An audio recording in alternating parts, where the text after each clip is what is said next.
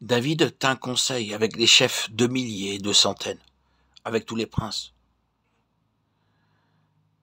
Ramenons auprès de nous l'arche de notre Dieu, car nous ne nous en sommes pas occupés du temps de Saül. David assembla tout Israël depuis le Sichor d'Égypte jusqu'à l'entrée de Hamath pour faire venir de Kriat Jearim l'arche de Dieu. Ils mirent sur un char neuf l'arche de Dieu, qu'ils emportèrent de la nation, de la maison d'Abinadav. Uza et Achio conduisaient le char. David et tout Israël dansaient devant Dieu, de toute leur force, en chantant et en jouant des harpes, des luttes, des tambourins, des cymbales et des trompettes. 1 Chroniques 13, 1 à 8. Extérieurement, c'était une très grande procession. L'orchestre militaire jouait des hymnes, et tous les soldats en uniforme marchaient en rang parfaitement au pas, chantant à haute voix. Mais tout cela était parfaitement contraire à l'ordre divin.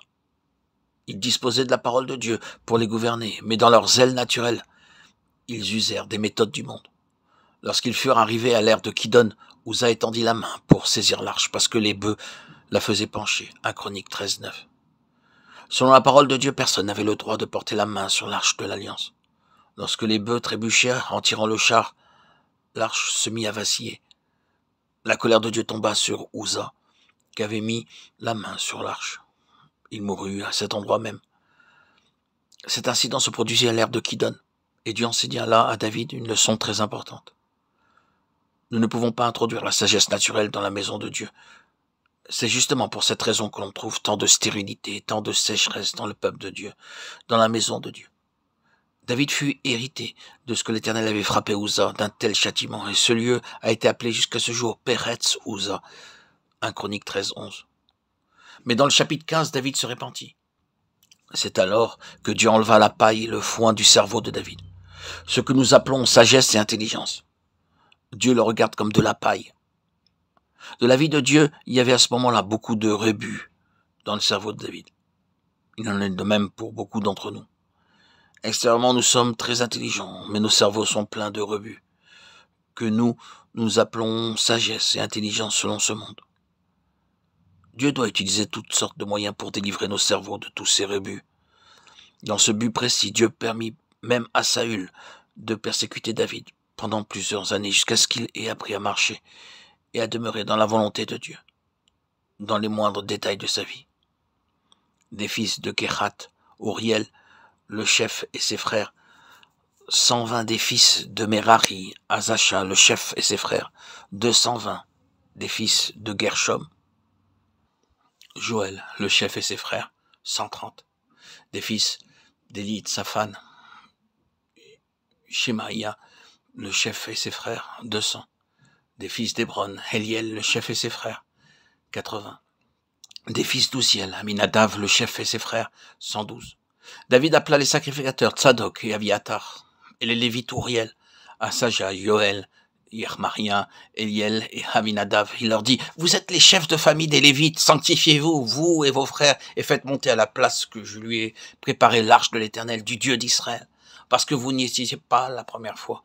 L'Éternel, notre Dieu, nous a frappés, car nous ne l'avons pas cherché selon la loi. 1 Chroniques 15, 5, 13. Remarquez dans ce passage combien David s'était repenti. Dans le chapitre 13, il avait consulté le conseil militaire. Maintenant, dans ce chapitre 15, il consulte les Lévites. Eux seuls ont le droit de ramener l'arche de Dieu à sa place. Remarquez également ce qui est dit au verset 13. Parce que vous n'y étiez pas la première fois, l'Éternel, notre Dieu, nous a frappés, car nous ne l'avons pas cherché selon la loi. David s'exprime ainsi. Nous n'avons pas cherché l'Éternel selon l'ordre établi par lui-même. Il avait appris cette leçon importante, à savoir que notre propre zèle, notre intelligence, notre savoir-faire et notre activité naturelle n'amènent que la mort dans l'œuvre de Dieu. C'est pour cette raison que Dieu avait dû agir avec tant de sévérité d'une façon aussi douloureuse à l'égard de David. Les sacrificateurs et les Lévites se sanctifièrent pour faire monter l'arche de l'Éternel du Dieu d'Israël. Les fils des Lévites portèrent l'arche de Dieu sur leurs épaules, avec des barres, comme Moïse l'avait ordonné d'après la parole de l'Éternel. 1 Chroniques 15, 14, 15. Dans Nombre 4, 10 à 12, il nous est dit clairement comment, selon les instructions de Dieu, l'arche devait être transportée. Et désormais, l'arche fut portée conformément à l'ordre établi par Dieu. 1 Chroniques 15, 17 à 25, 28. Lorsque l'ordre divin est respecté, la joie éclate partout de toutes sortes de manières. De nos jours, on peut voir de nombreux serviteurs de Dieu qui utilisent de multiples moyens, des expédients mondains pour assembler davantage d'argent.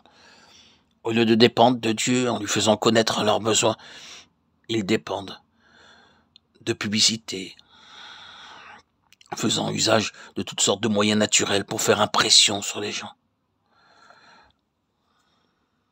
Pour rassembler beaucoup d'argent pour l'œuvre de Dieu, des spécialistes sont embauchés afin de pouvoir soutirer de l'argent, obtenir plus d'argent de manière manipulatrice. Ces gens, ces professionnels ne dépendent pas de Dieu. Pour obtenir l'œuvre du Seigneur, ils travaillent à leur propre compte, pour remplir leur poche avant tout. Et c'est ainsi qu'on emploie toutes sortes de moyens humains, terrestres et mondains pour attirer des gens dans des réunions, des assemblées. Ce sont des méthodes mondaines qui ne sont pas scripturaires. Ils n'utilisent pas la parole de Dieu et les méthodes de Dieu pour exercer leur ministère. Et tout cela est voué à l'échec.